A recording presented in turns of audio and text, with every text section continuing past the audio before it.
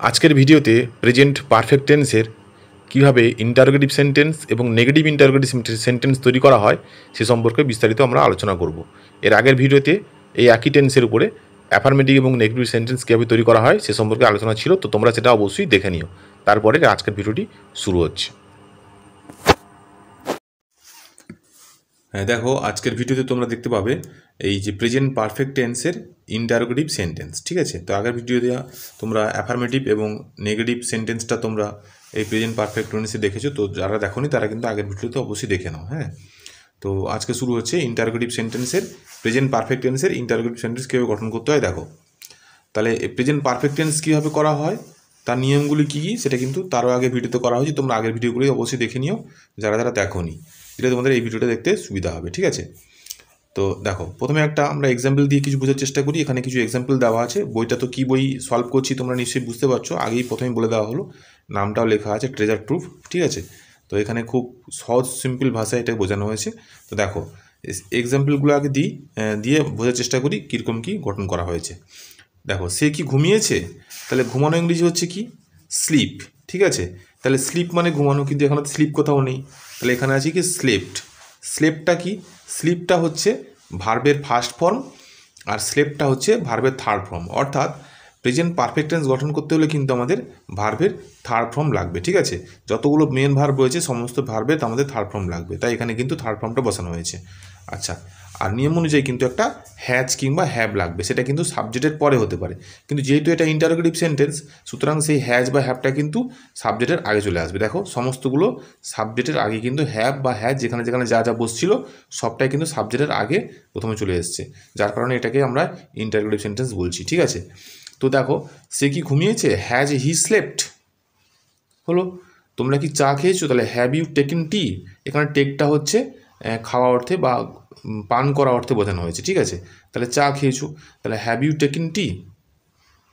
তারপর দেখো, আমি কি বইটি পেয়েছি, তাহলে পাওয়া ইংরেজি গট মানে পাওয়া, ঠিক আছে। তাহলে have I got the book, ঠিক আছে। গেটটা হচ্ছে মূল ভার্ব, তার ভিতরি ফর্ম হচ্ছে গট, ঠিক আছে।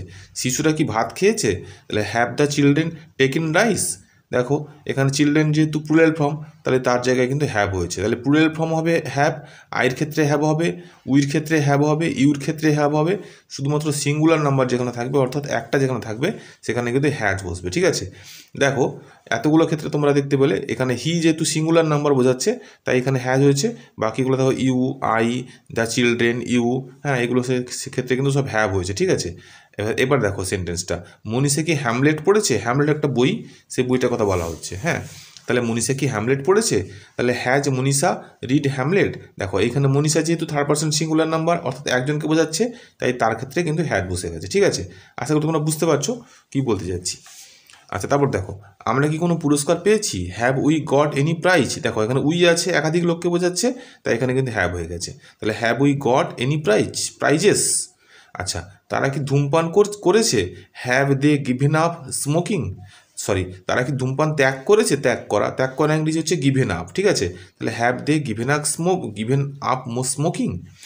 আচ্ছা, তাকে কি পাগলা কুকুরে কামড়েছে, has a mad dog bitten him. তাহলে ম্যাড ডগ মানে হচ্ছে পাগলা কুকুর, BIT বাইট মানে হচ্ছে কামড়ানো, ঠিক আছে। আর সেটা হচ্ছে ভার্বের ফার্স্ট ফর্ম, আর ভার্বের থার্ড ফর্ম হচ্ছে বিটেন, BITTEN, ঠিক আছে। তাহলে has a mad dog bitten him. এই থার্ড ফর্মগুলো কিন্তু তোমরা সমস্ত গ্রামার বইতে পেয়ে যাবে, একটা সিরিজ করে দেওয়া আছে, V1, V2 এবং V3 এভাবে দেওয়া আছে, ঠিক আছে। যদি তোমরা কেউ বুঝতে না পারো তোমরা কমেন্ট করো, আমি কিন্তু সেই ভার্বের থার্ড ফর্মগুলো কী কী হতে পারে তার একটা লিস্ট আমি বানিয়ে দেবো, ঠিক আছে। এগুলো কিন্তু মুখস্থ করা খুব জরুরি। আচ্ছা, তারপর দেখো, স্বপনকে অঙ্কটি কষেছে, তাহলে has Swapan done the work, done the sum মানে কিন্তু অঙ্ক, হ্যাঁ। ডানও করতে পারো কিংবা ওয়ার্ক আউটও করতে পারো, ঠিক আছে। ডানটা থেকে ডান এসছে আর ওয়ার্ক থেকে এসছে ওয়ার্কড আউট, তাহলে has Swapan done worked out the sum. তুমি কি আমার সাফল্যের কথা শুনেছো, তাহলে have you heard of my success, ঠিক আছে। তাহলে সাফল্য হচ্ছে সাকসেস, হেয়ার মানে শোনা, ঠিক আছে।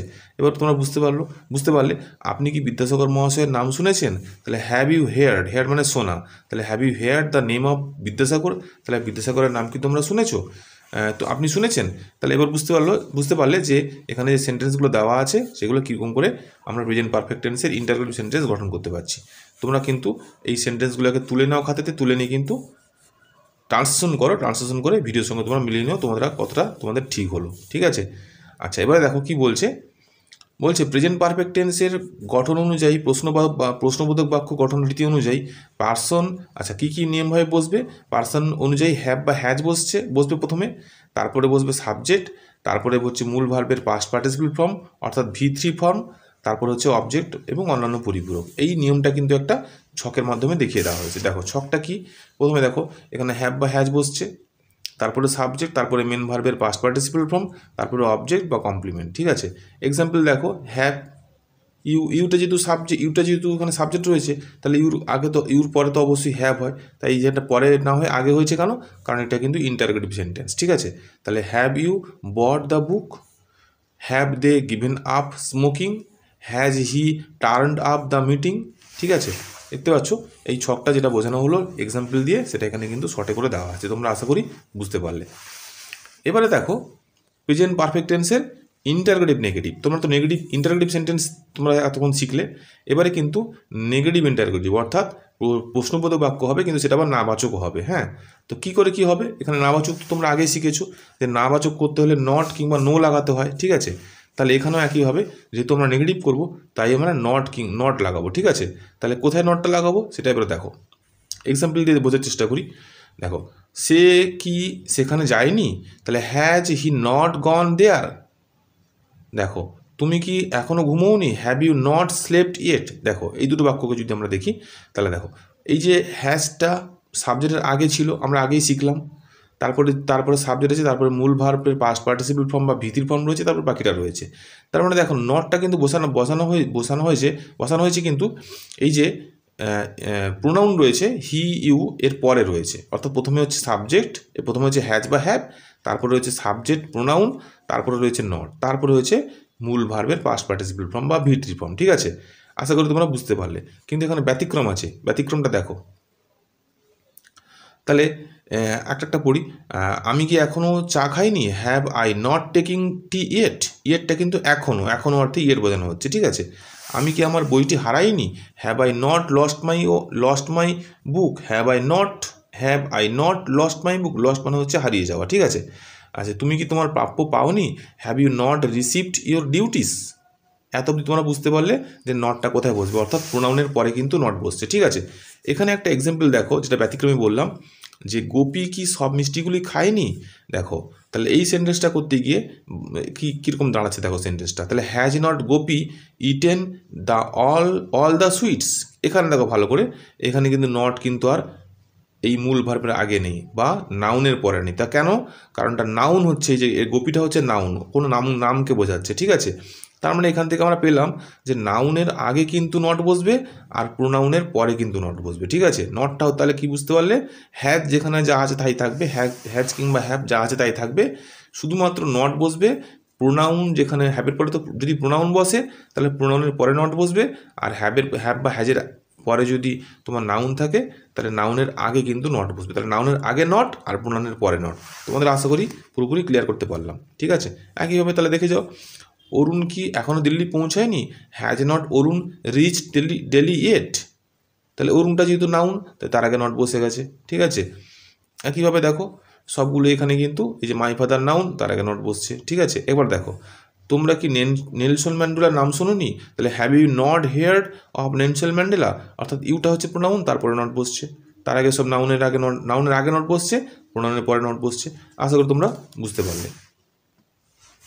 দেখো এতক্ষণ যা শিখলে এটা কিন্তু একটা ছকে অনুযায়ী এখানে বলে দেওয়া হয়েছে কীরকম কী বসবে, অর্থাৎ প্রেজেন্ট পারফেক্ট টেন্সের গঠন প্রশ্নাত্মক না সূচক বাক্য গঠন রীতিতে কীরকম না, 1 নম্বর হচ্ছে পার্সন অনুযায়ী হ্যাভ বা হ্যাজ বসবে, তারপরে 2 নম্বর হচ্ছে সাবজেক্ট প্লাস নট বসবে, সাবজেক্টের পরে নট বসবে, তারপরে 3 নম্বর হচ্ছে মূল ভার্বের পাস্ট পার্টিসিপল ফর্ম বসবে। তো বুঝতে পারলে এইরকম ছকের আকারে দিয়ে দেওয়া হয়েছে এখানে। এটা হচ্ছে প্রথমে হ্যাভ বা হ্যাজ, তারপরে সাবজেক্ট প্লাস নট, তারপরে হচ্ছে মেন ভার্বের পাস্ট পার্টিসিপল ফর্ম অর্থাৎ V3 ফর্ম, তারপরে অবজেক্ট কিংবা কমপ্লিমেন্ট বসবে। ঠিক আছে। তাহলে দেখো এক্সাম্পল দেওয়া হয়েছে, have you not received your duties. তাহলে এটা প্রোনাউন, ইউটা যেহেতু প্রোনাউন, তাই প্রোনাউনের পরে নট বসছে। আবার দেখো, has not Arun reach Delhi yet. এখানে অরুণটা যেহেতু নাউন, তাহলে নাউনের আগে নট বসছে। আশা করি তোমরা বুঝতে পারলে। নোটে দেওয়া আছে, দেখো নট বসে নাউনের আগে ও প্রোনাউনের পরে। আশা করি তোমরা ভালো করে বুঝতে পারলে। আজকের ভিডিওতে আমাদের কিন্তু প্রেজেন্ট পারফেক্ট টেন্সের ইন্টারোগেটিভ এবং নেগেটিভ ইন্টারোগেটিভ নিয়ে আমরা শিখলাম। ভিডিওগুলি তোমাদের কেমন লাগছে তোমরা কিন্তু অবশ্যই কমেন্ট করে জানিও তোমাদের কতটা উপকারে লাগছে।